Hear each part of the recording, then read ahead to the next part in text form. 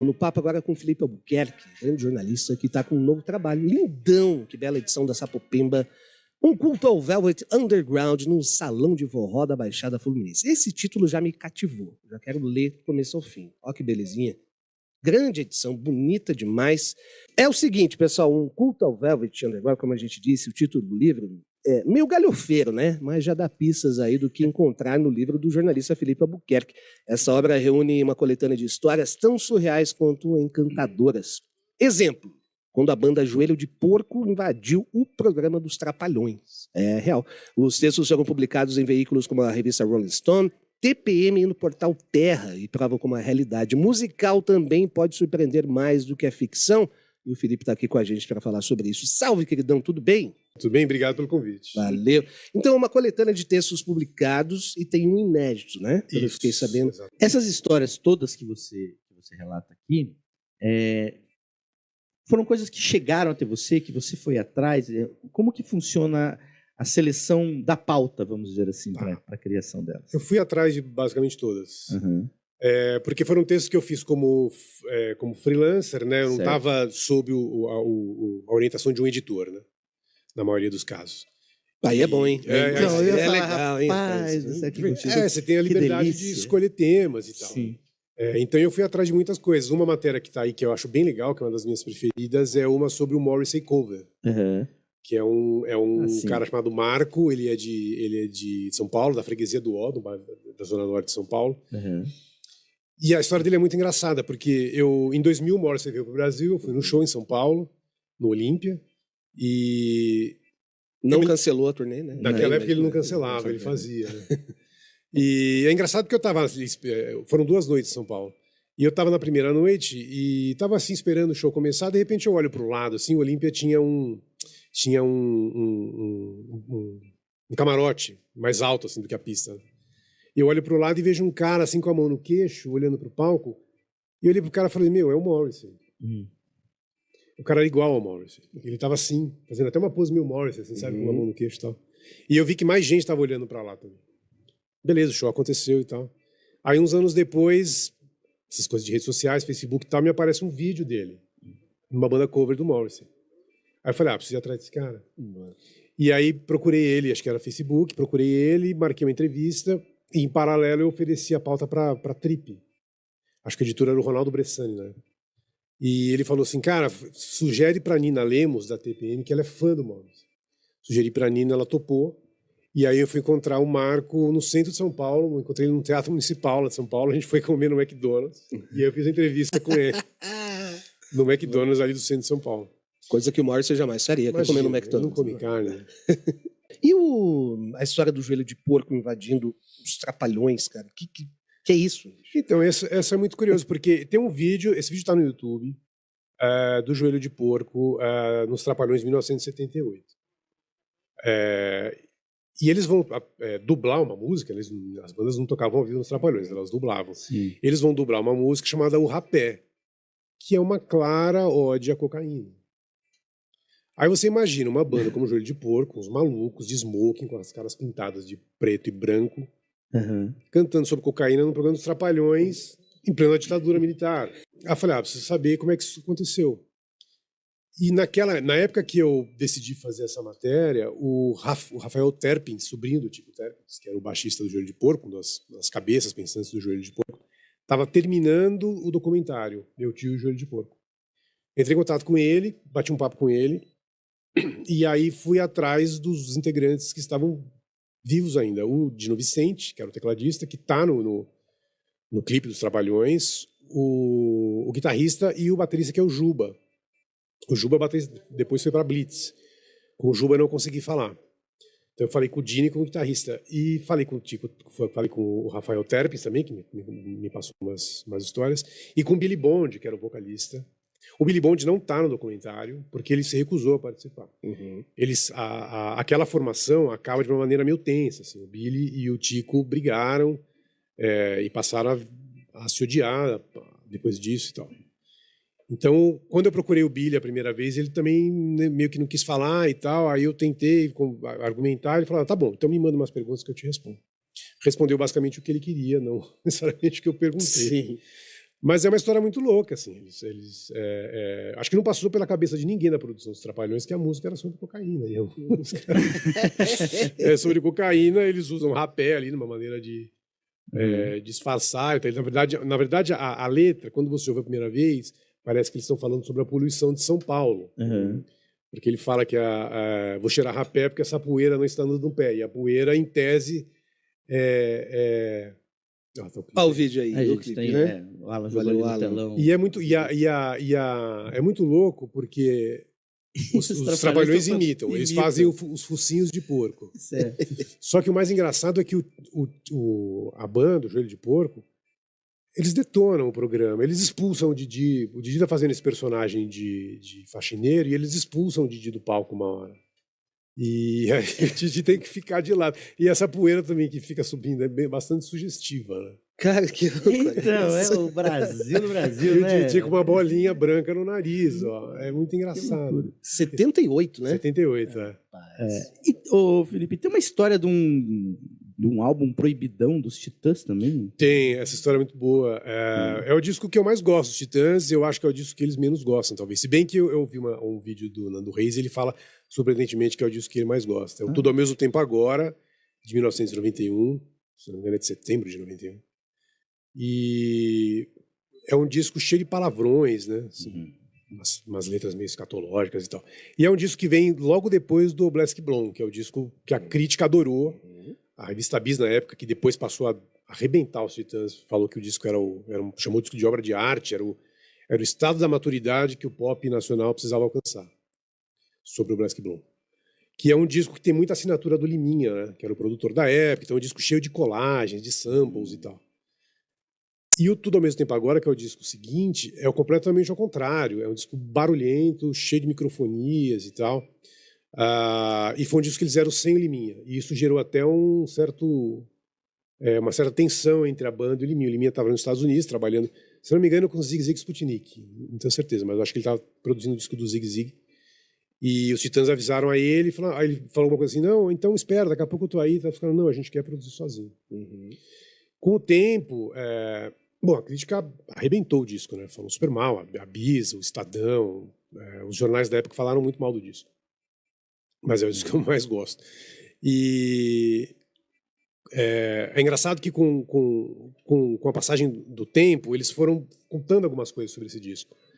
O Ricardo Alexandre lançou um livro chamado Dias de Luta, sobre o rock dos anos 80.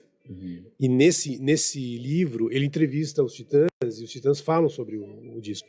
E eles falam que aquilo foi meio que uma resposta assim, quer saber? Vamos fazer do nosso jeito. Chega de produtor querendo dizer o que a gente tem que fazer, chega desse monte de sample e de colagens que ao vivo a gente não consegue produzir, vamos fazer um disco como se a gente fosse uma banda de rock mesmo, como de fato a gente sempre quis ser. Mais cru, assim, né? Uma coisa mais...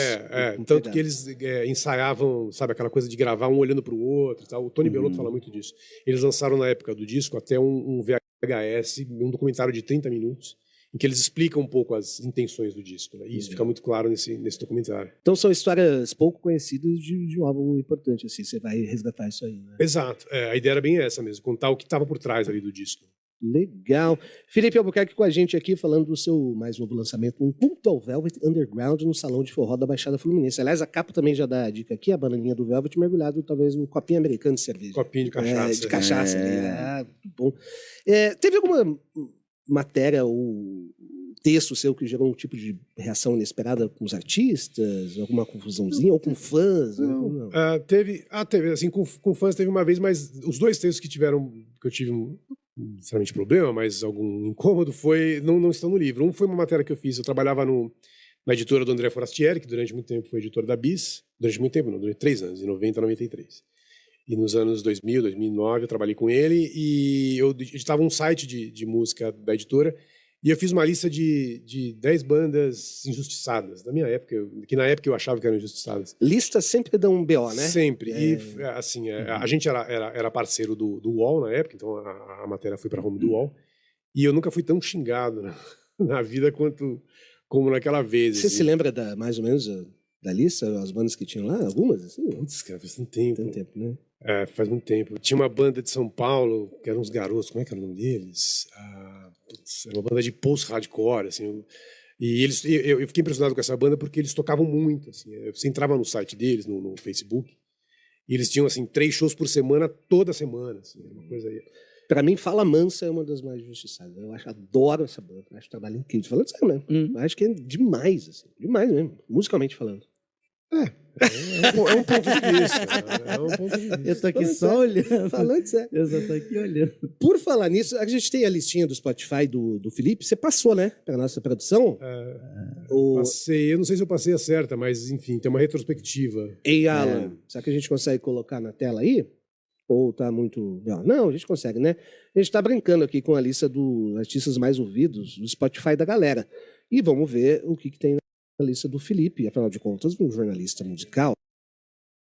Agora sim vai representar a categoria aqui. Vamos ver o que tem lá. Hein? Fala Mansa é o primeiro. Fala, mano.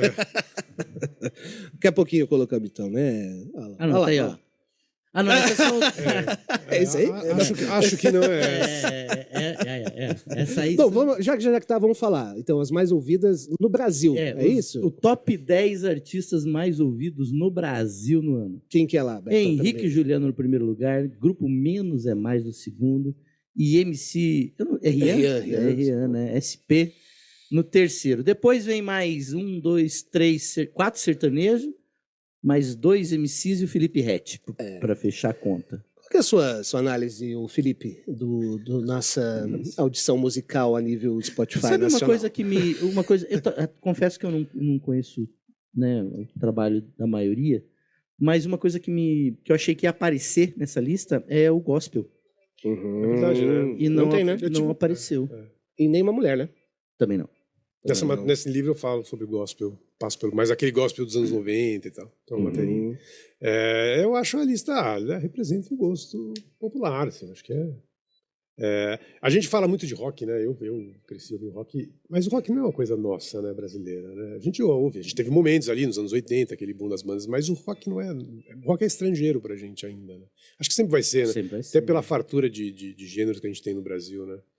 Não são do meu gosto, mas... Eu acho que representa isso. Simples assim. Não é nada surpreendente. Né? Tem, assim, aí, talvez role mais desdobramentos para essa conversa, mas tem uma questão dos sertanejos aí com um grande impulso financeiro e o algoritmo mesmo das plataformas com lançamentos desses MCs, né? Enfim, acho que tem um pouco mas voltaram, né? Porque o número dos sertanejos era menor nas últimas edições. O funk estava maior. Lembra quando a gente... É verdade. Ano passado, né? O ano passado, ou retrasado, que a gente levantou isso também. E apareceu um pagode ali, né? O Grupo Menos é Mais, que estava desaparecido, o samba... Qualquer vertente desse tinha desaparecido e está em segundo lugar. Voltou. Interessante. Tem uma matéria do Sérgio Martins na Billboard, acho que desse mês, não sei se está na impressa ou no site, que ele fala ele diz que é preciso valorizar o pagode dos anos 90. Lembra aquele pagode Só Pra Contrariar, e Raça Negra e tal? Ele faz uma matéria sobre isso. Muito bem. Essa é a listinha do Felipe. Deushan Blue, Julie, Cocktail Wings, olha aí, rapaz. Baitaban, Twilight Sad, Emma Ruth. Discorra. Deushan Blue é uma banda final dos anos 80, uma banda americana, que eu conheci da maneira mais engraçada possível. Eu ouvi a primeira vez eles num filme passando de madrugada no SBT. Eles eram a trilha sonora de um filme chamado, acho que é Nu em Nova York, a história de um escritor de teatro que mora no interior dos Estados Unidos e ele quer ir para Nova York para colocar a peça dele no Off-Broadway. Assim. E aí 2 músicas da trilha desse filme são do Ocean Blue. Eu acho que não é Ballerina Out of Control. Mas é uma banda bem legal, assim, naquela linha meio R.E.M., meio Prefab Sprout, é bem, bem legal. Eu gosto muito deles. Tanto que ela está em primeiro, eu ouvi muito esse ano. Julia é uma banda nova dos Estados Unidos, não lembro do estado deles, é uma banda bem nova mesmo, eles nasceram na pandemia. É um trio, 2 garotos e uma menina, bem barulhento, assim, tipo de som que eu gosto mesmo de ouvir. Vale a pena. Cocktail Twins. Classicão. Aliás, a Elizabeth Fraser esteve no Brasil, né, agora no show do Massive Attack. Né? Isso, maravilhoso. The Twilight Sad é uma banda escocesa, eles vinham para o Brasil em 2023, no Primavera Sound. Eu fui para o show para vê-los e eles não vieram, eles cancelaram. Mas foi legal. O Primavera teve bastante coisa legal.